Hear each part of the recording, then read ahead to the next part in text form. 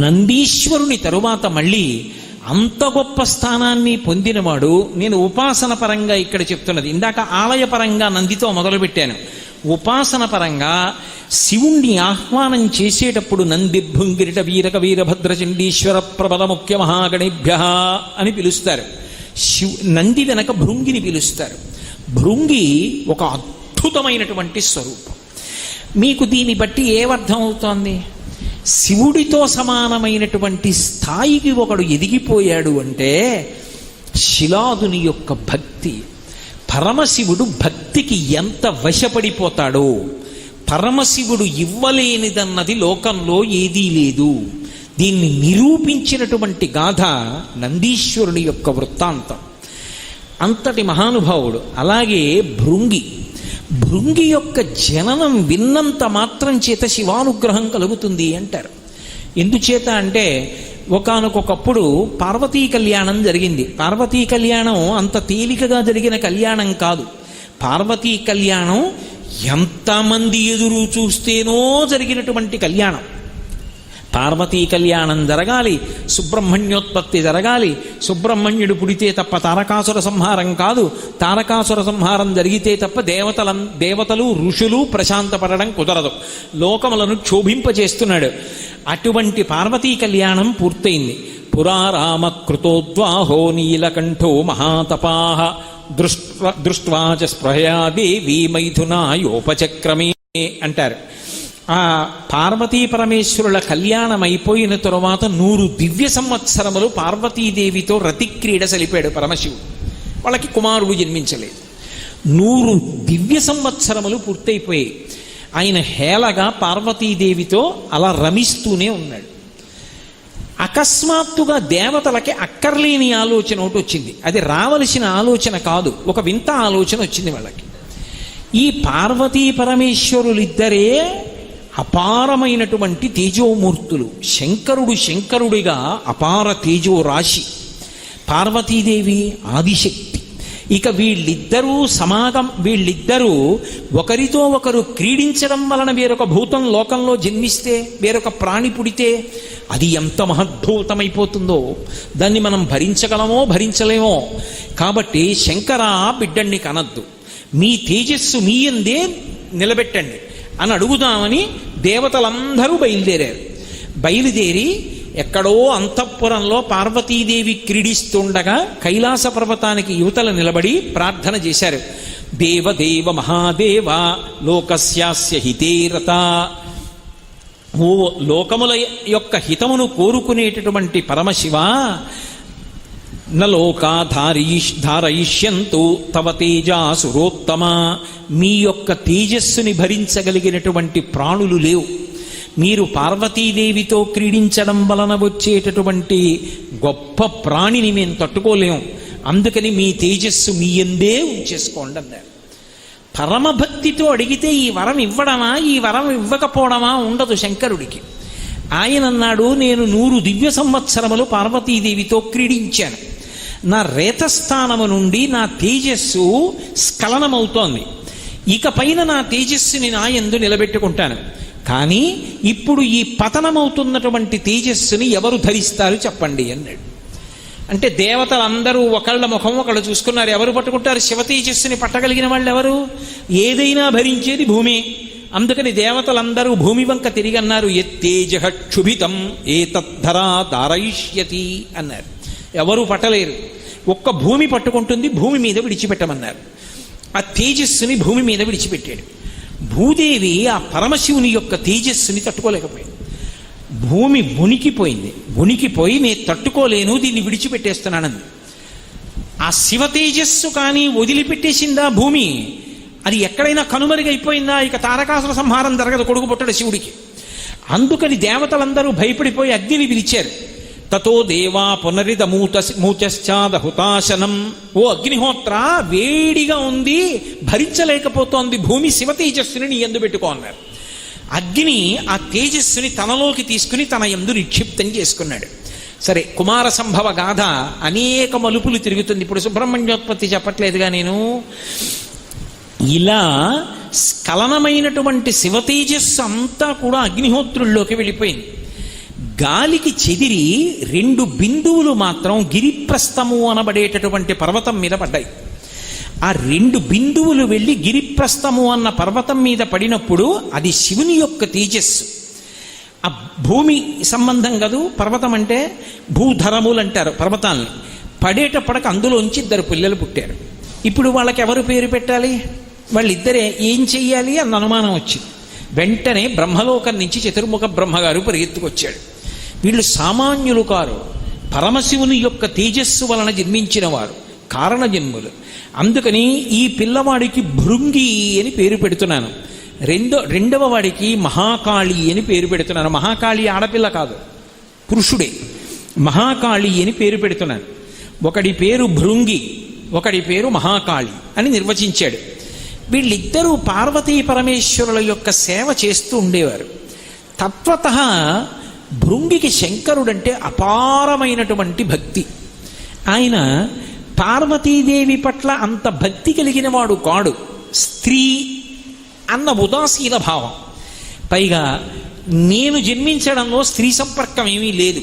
అందుకే ఆయన పార్వతీదేవికి నమస్కారం చేసేవాడు కాదు. శంకరుడు కూర్చుని ఉంటే వెళ్ళి ప్రదక్షిణం చేసి నమస్కారం చేసి వెళ్ళిపోతాడు. ఒకప్పుడు పార్వతీదేవి చూసింది, ఏమిట్రా ఈ ఉద్ధతి ఎన్నడూ నాకు ప్రదక్షిణం చేయడు, ఎన్నడూ నాకు నమస్కారం చేయడు, ఒక్క శంకరుడికి నమస్కారం చేస్తాడు వెళ్ళిపోతాడు నేను లేకుండా చూసి, ఏమిటి ఇతనికి ఇలా ఈ విధేయతారాహిత్యం అని శంకరుణ్ణి అడిగింది. ఆయన అన్నాడు, నువ్వు ఒకటి నేనొకటినా? పిల్లలందరూ ఒకలా ఉంటారా? ఒక్కొక్కడికి ఒక్కొక్క ఆలోచన. పోనీ పార్వతి. ఆవిడ సర్దుకోలేకపోయింది. ఒకరోజు భృంగి శంకరుడు ఒక్కడే ఉన్నాడని ప్రదక్షిణానికి వచ్చాడు. ఏం చేస్తాడో చూద్దామని అమ్మవారు తటాలున వచ్చి అయ్యవారి యొక్క వామార్థ భాగంలో చేరిపోయి అర్ధనారీశ్వర స్వరూపంగా కూర్చుంది. ఆయన సగభాగంలో పార్వతీదేవి వచ్చింది. భృంగి గబగబా దగ్గరికి వచ్చి చూశాడు. ఎలా ప్రదక్షిణం? ఎటు తిరిగినా పార్వతీదేవి వస్తుంది. నమస్కారం ఎలా? ఎడం పక్క పాదం పార్వతీదేవి, కుడి పక్క పాదం పరమశివుడు. తల పెడితే ఎలా? ఇద్దరికీ పెట్టాలి. ఆయన అఘాయిత్యం అటువంటిది. ఆయన ఒక్క శంకరుడికే చేస్తాడు నమస్కారం. అందుకని ఆయన ఒకసారి తేరిపారి చూసి ఎలా ప్రదక్షిణం చెయ్యాలని ఆలోచించాడు. భృంగ రూపాన్ని పొందాడు. నా పేరు భృంగి కదూ అని ఒక తుమ్మెద రూపాన్ని పొందాడు. ఓ కందిరీక రూపాన్ని పొంది పార్వతీదేవికి పరమశివుడికి మధ్యలో కన్నం పెట్టి తొలిచేసి ప్రదక్షిణం చేశాడు. ప్రదక్షిణం చేస్తే అమ్మవారికి ఆగ్రహం వచ్చింది. ప్రదక్షిణం చేసి అయ్యకాలికి నమస్కారం చేసి నించున్నాడు. భృంగి ధూర్తతనం. అర్ధనారీశ్వర స్వరూపంగా మేము కూర్చుంటే నాకెక్కడ ప్రదక్షిణం చేయవలసి వస్తుందో అని కందిరూగ రూపంలో తొలిచి ప్రదక్షిణం చేశావు. నీ అయ్య క్షమిస్తాడేమో, నేను ఈ అవిధేయత క్షమించను. నేను లేనప్పుడు వచ్చి ప్రదక్షిణాలు చేస్తున్నావు కదూ, నీ 2 కాళ్ళకి శక్తిని ఉపసంహారం చేశాను, పడిపో నేల మీద అంతే. ఆయన 2 కాళ్ళకి శక్తి ఉపసంహారం అయిపోయింది, ఆవిడ ఆదిశక్తి. వెంటనే ఆయన నేల మీద పడిపోతున్నాడు. శంకరుడు చూసి అన్నాడు, పార్వతి తీసేస్తే నేను శక్తినిస్తే బాగుండదు, కాబట్టి భృంగి నీకు 3వ కాలు ఇస్తున్నాను ఊంచుకో అన్నాడు. భృంగికి 3వ కాలు పుట్టింది. ఆ 3వ కాలుతో ఊంచుకున్నాడు. అసలు భృంగి యొక్క యథార్థ రూపాన్ని మీరు చూడాలి అంటే 3 చోట్ల కనపడుతుంది. కంచిలో ఏకాంబరేశ్వర దేవాలయం ఎదురుగుండా భృంగి మంటపం ఉంటుంది, అక్కడ కనపడుతుంది. 2 శృంగేరిలో విద్యాశంకర దేవాలయం ఉంది, అపురూపమైనటువంటి శిల్పాలు. ఆ విద్యాశంకర దేవాలయం మీద భృంగి స్వరూపం చెక్కబడి ఉంటుంది. 3 ఈ రెండిటిని మించిపోయిన అద్భుత స్వరూపం. అసలు నిజంగా ఆంధ్రదేశంలో లేపాక్షిని రక్షించుకోకపోతే భావితరాలకి మనం కృతజ్ఞులమై నిలబడవలసి ఉంటుంది. వీరభద్ర మంటపంలో భృంగీశ్వరుడు ఉన్నాడు, తాండవమూర్తిగా ఉంటాడు.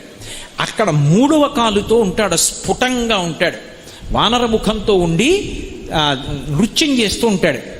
అదిగో ఆ భృంగి స్వరూపానికి పరమశివుడు 3వ కాలు అనుగ్రహించాడు. ఆ 3వ కాలు మీద ఊంచుకుంటాడు. అందుకే భృంగి పరమశివుడి దగ్గరికి రావక్కర్లేదు. పరమశివుడికి ఆయన అంటే ఎంత ప్రీతి అంటే పరమశివుడే ఆయన దగ్గరికి వెడుతూ ఉంటాడు. అందుకే మీరు ఎప్పుడైనా చూడండి, అమ్మవారి దేవాలయాల్లో శుక్రవారం మంటపం ఇలాంటివి ఉంటాయి. ఆ మంటపాల్లోకి అమ్మవారి ఎడుతూ ఉంటుంది. బాగా ప్రాచీనమైన శివాలయం అనుకోండి, భృంగి మంటపం ఉంటుంది. అది ఎక్కడ ఉంటుంది అంటే గుడికి బాగా దూరంగా రాజద్వారం కూడా దాటిపోయిన తర్వాత ఉంటుంది భృంగి మంటపం. శంకరుడు ప్రత్యేకంగా శిబికను అధిరోహించి పల్లకి ఎక్కి బయలుదేరి వెడుతూ ఉంటాడు. వెళ్ళి భృంగి మంటపంలోకి వెళ్ళి పల్లకి దింపుతారు. పార్వతీదేవితో కలిసి కూర్చుంటాడు. నీకు పట్టింపు ఏమిటి పార్వతి, నాకు నమస్కారం చేస్తే నీకు కాదా, ఇక మనసులో పెట్టుకోకు, 3వ కాలు ఇచ్చాను అయిపోయిందిరా అంటాడు. అమ్మవారు కూడా వస్తుంది. ఇద్దరూ కలిసి భృంగి మంటపానికి ఎడతారు. వెళ్ళి భృంగి మంటపంలో శంకరుడు కూర్చుని వస్తాడు. మీరు ఇప్పటికీ ఆ తమాషా చూడాలంటే కాంచీపురంలో ఏకాంబరేశ్వర దేవాలయం దగ్గర చూడాలి. మనం గబగబగబా లోపలికి వెళ్ళిపోతాం. అలా కాదు, మీరు వెళ్లకుండా చూస్తే ఏకాంబరేశ్వర దేవాలయం రాజద్వారం కన్నా కూడా అవతల భృంగి మంటపం ఉంటుంది. ఆ భృంగి మంటపానికి వస్తాడు పల్లకీలో. ఆ భృంగి మహానుభావుడు, అపారమైనటువంటి శివభక్తుడు. పరమశివుడు ఎప్పుడూ కూడా ఎవరి వంక చూస్తాడంటేట, ఆ వినయానికి ఆ భక్తికి ఎంత లొంగిపోయాడంటే భృంగి వంక చూస్తాట. ఏ విషయంలోనైనా సరే అన్నది ఎంతవరకు అన్వయమో తెలుసా? సాయంకాలం ప్రదోష వేళలో తాండవం చేస్తాడు శంకరుడు.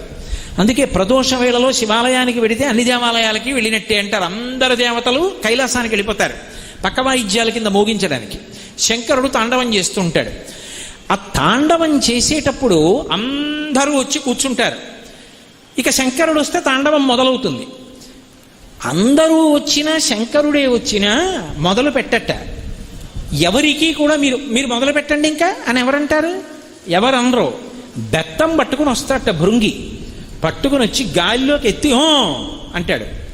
భృంగి బెత్తం ఎత్తి ఇలా అంటే శంకరుడు తాండవం మొదలెడతాడు. తాండవం చేసి చేసి చేసి చేసి అలా చూస్తాట భృంగి చాలాసేపు. బెత్తం ఎత్తి అంటాడు, ఆగిపోతాడు.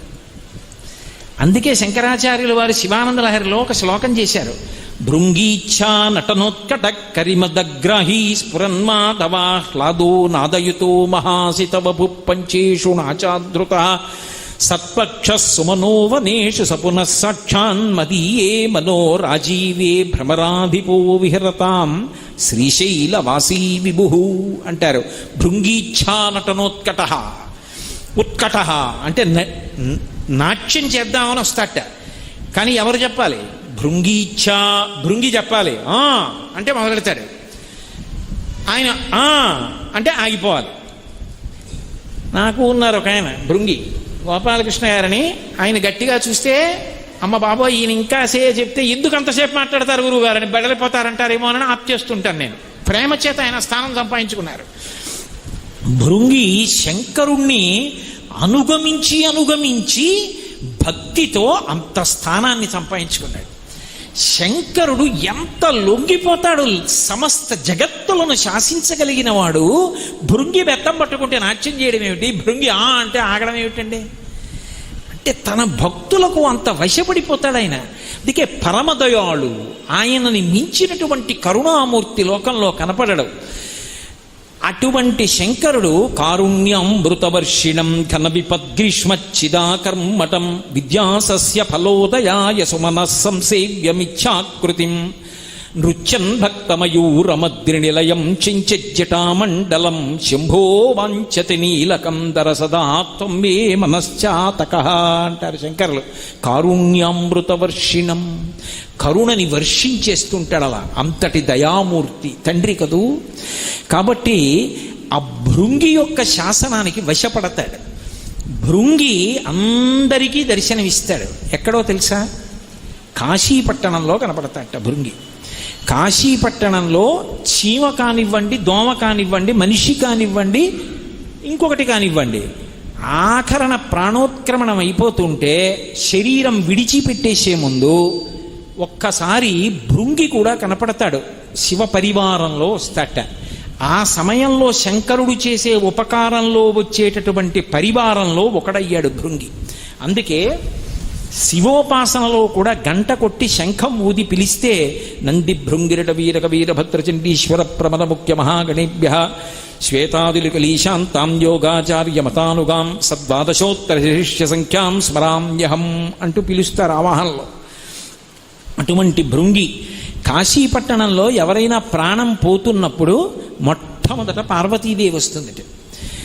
ఆ తల్లి వచ్చి, అయ్యయ్యో వీడికి ప్రాణం పోతోంది, పాపం ఊపిరి అందట్లేదు, చెమట్లు పట్టేస్తున్నాయని చెప్పి, పాలిండ్లు కదలంగ పసిడిపయ్యద వీచు అచలాధిపుని కూర్మి ఆడుబిడ్డ తూత్కారమునరించి తొండంబు ముక్కున శిఖరారావంబు జిలుకు డుంటి ప్రథమోత్తముండు భృంగి భయరక్షణార్థంబు పాలాగ్రమున తీర్చు భసితరేఖ ప్రత్యక్షమై వచ్చి భాగీరథీ గంగ మృదుల హస్తము సాచి మేనునివురు దక్షిణ శృతి మీదుగా ధాత్రి త్రెళ్ళి పెద్ద నిద్రకు మాగన్ను పెట్టువేళ పంచజనులకు తారక బ్రహ్మ విద్య అభవుడు పదీశముదరించునప్పుడు కాశీఖండం. ఇందులో పాలిండ్లు కదలంగ పసిడిపయ్యద బీచు అచలాధిపుని కూర్మి ఆడుబిడ్డ. కాశీపట్టణంలో ప్రాణోత్క్రమణం అవుతుంటే నేనే వచ్చి తారకనామాన్ని చెవిలో చెప్తాను అని పరమశివుడు ప్రతిజ్ఞ చేశాడు కనుక, ఆయన శాసనం నిలబడాలి కనుక ఊపిరి అందక కొట్టుకుంటుంటే పార్వతీదేవి వచ్చి దగ్గర కూర్చుని, విసినికర్ర పెట్టి విసరడం కాదురా, మా ఆయన అనుగ్రహాన్ని వీడు పొందుతున్నవాడని తన పవిట కొంగు తీసి విసురుతుందిట. కాబట్టి పాలిండ్లు కదలంగ పసిడిపయ్యద వీచు అచలాధిపుని కూర్మి ఆడుబిడ్డ తూత్కారమునరించి తొండంబు ముక్కున శిఖరారావంబు జిలుకు డుంటి గణపతి వచ్చి, డుంటి గణపతి అని ఎందుకంటారంటే కాశీలో డుంటి గణపతి ఎడమ వైపుకి తొండం తిరిగి ఉంటుంది. ఆయన యొక్క ఈ కంఠం మీద చంద్రబింబం ఉంటుంది. ఆ రెండు లక్షణముల చేత డుంటి గణపతి అని పిలుస్తారు కాశీలో గణపతిని. ఆ డుంటి గణపతి వచ్చి వాడికి ఊపిరి అందకపోతే ఆ తొండం చివర చల్లగా ఉంటుంది, అది ముక్కు దగ్గర పెట్టి తగల్చి ఊపిరిలు ఊత్తట్ట, ఊది పీల్చు మా నాన్నగారు వస్తున్నారంటట్ట.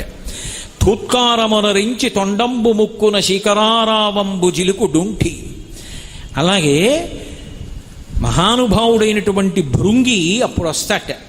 వచ్చి నీకేమి భయం లేదురా అని చెప్పి భృంగి పాలాగ్రమున తీర్చు భసితరేఖ ఆ విభూతి పట్టుకొచ్చి ఆ ప్రాణం పోయేటటువంటి భక్తుడికి లలాటం మీద నుదిటి మీద 3 రేఖలు విభూతి రేఖలు పెడతాట భృంగి. అప్పుడు ప్రత్యక్షమై వచ్చి భాగీరథీ గంగ మృదుల హస్తము సాచి మేనునివురు. చల్లని తల్లి కదూ ఆ గంగమ్మ వచ్చి చల్లగా ఒళ్ళు నిమురుతుంది. దక్షిణ శృతి మీదుగా ధాత్రి త్రెళ్ళి పెద్ద నిద్రకు మాగన్ను పెట్టువేళ. అబ్బబ్బబ్బా, ఏమి మాట అండి అది అసలు.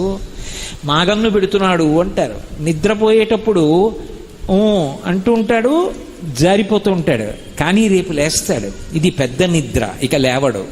మృత్యువు ఒడిలోకి వెళ్ళిపోతుంటే దక్షిణ శృతి మీదుగా ధాత్రి తెళ్ళి, కాశీలో చచ్చిపోయేవాడికి కుడి చెవి పైకి వస్తుందిట. ఎందుకంటే గంటలు మోగుతుండగా సుగంధిం పుష్టివర్ధనం, మంచి సువాసనలు విదజిమ్ముతూ పరమశివుడు వస్తాట. వచ్చి కూర్చుని ఆయన వంగి వాడి కుడి చెవిలో తారక మంత్రం చెప్తాడు. ఆ తారక మంత్రం చెప్తే ఆ తారక మంత్రాన్ని వింటూ పరమశివుణ్ణి చూస్తూ ఆయన పరివారాన్ని చూస్తూ వాడు శివుడిలో ఐక్యమైపోతాడు. కాబట్టి అటువంటి స్థితిలో మహానుభావుడు దక్షిణ శృతి మీదుగా ధాత్రి తెళ్ళి పెద్ద నిద్రకు మాగన్ను పట్టువేళ పంచజనులకు తారక బ్రహ్మ విద్య అభవుడు ఉపదేశమునరించునప్పుడు కాశీపట్టణంలో పరమశివుడు ఆ తారక మంత్రాన్ని సమస్త ప్రాణులకు ప్రాణోత్క్రమణ వేళలో ఉపదేశం చేస్తూ ఉంటాడు. అప్పుడు వస్తాడు శివపరివారంలో భృంగి. అంతటి అదృష్టానికి నోచుకున్నవాడు భృంగీశ్వరుడంటే.